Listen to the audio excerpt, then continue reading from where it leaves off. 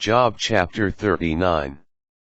Do you know when mountain goats are born? Or watch for the birth pangs of deer? Number the months that they must fulfill. Or know when they give birth? When they crouch down and drop their young. When they deliver their progeny. Their offspring thrive and grow in the open. They leave and do not return. Who has given the wild donkey his freedom? And who has loosed the wild ass from bonds? I have made the wilderness his home, and the salt flats his dwelling.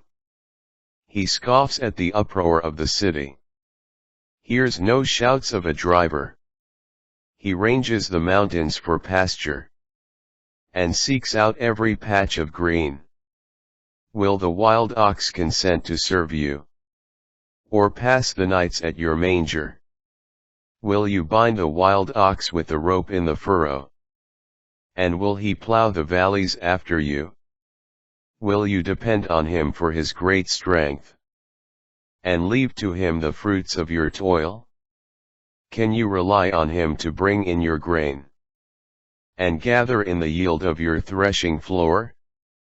The wings of the ostrich flap away. Her plumage is lacking in feathers. When she abandons her eggs on the ground, and lets them warm in the sand, she forgets that a foot may crush them, that the wild beasts may trample them. She cruelly disowns her young, and her labor is useless. She has no fear. For God has withheld wisdom from her, and given her no share in understanding. Yet when she spreads her wings high, she laughs at a horse and rider. Do you give the horse his strength, and clothe his neck with a mane? Do you make him quiver like a locust, while his thunderous snorting spreads terror?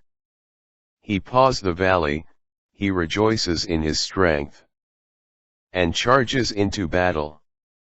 He laughs at fear and cannot be terrified.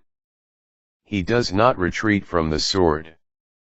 Around him rattles the quiver, flashes the spear and the javelin.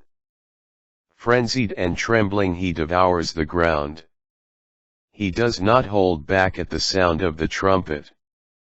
At the trumpet's call he cries, Aha!